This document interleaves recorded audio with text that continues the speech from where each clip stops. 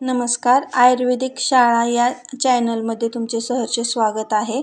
आजच्या व्हिडिओमध्ये चुका या भाजीचे औषधी उपयोग काय आहेत ते आपण बघणार आहोत. तत्पूर्वी तुम्ही जर चॅनलवरती नवीन असाल तर चॅनलला सबस्क्राईब करा व बेल आयकॉनला प्रेस करा, म्हणजे तुम्हाला अशीच नवनवीन माहिती मिळत राहील. चुका ही औषधी भाजी असून पाने व बियांचा वापर औषधात केला जातो. ही वनस्पती खूप आंबट, विरेचक म्हणजेच मलातील गाठी मोडणारी, तसेच शीतल व वेदना कमी करणाऱ्या गुणधर्माची आहे.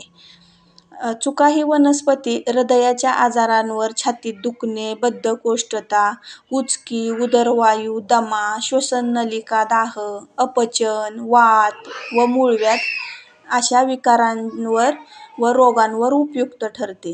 ही वनस्पती मांसपाचक म्हणून शीघ्र काम करणारी आहे व लोह विरघळवणारी आहे.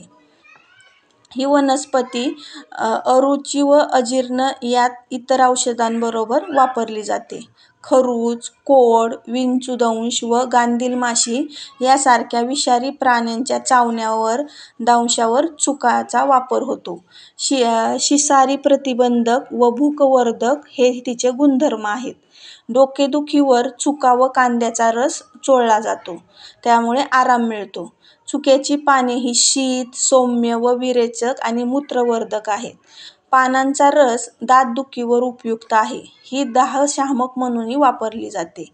चुक्यांच्या बिया शीत व पौष्टिक आहेत. बिया भाजून आमांशात देतात व चुका पचननलिकेच्या रोगात वापरला जातो. तसेच सुजेवर चुक्याची पाने वाटून लेप लावला असता सूज कमी होते. या भाजीची कोवळी पाने, फांद्या, खोड हे भाजीसाठी वापरली जातात. ही भाजी आंबट गोड असून वातदोष कमी करते. पचनास हलकी असून जेवणास चव आणणारी आहे. भूक लागत नसल्यास किंवा भूक लागूनही जेवण जात नसल्यास चुक्याच्या भाजीमुळे भूक लागते व जेवण जाते आणि पचनक्रियाही सुरळीत होते. ही भाजी थंड असल्याने हातपायांची जळजळ, मूत्रमार्गाचा दाह आदी उष्णतेच्या विकारात भाजीचा उपयोग होतो. ज्यांना आतड्यांमध्ये, जठरामध्ये गरम दाह जाणवतो व उलट्या होतात, अशा रुग्णांनी चुक्याच्या भाजीचे नियमित सेवन करावे, त्यांना लगेच फरक जाणवेल. आमांश या विकारात अन्न न पचताच पातळ मलाबरोबर बाहेर पडते व शरीराचे पोषण नीट होत नाही. अशा वेळी चुक्याची भाजी खाल्ल्याने अन्नपचन नीट होते व मल बांधून होतो व चांगला गुण पडतो. चुका भाजी वांग्याच्या भाजीत मिसळून केल्यास अतिशय रुचकर लागते.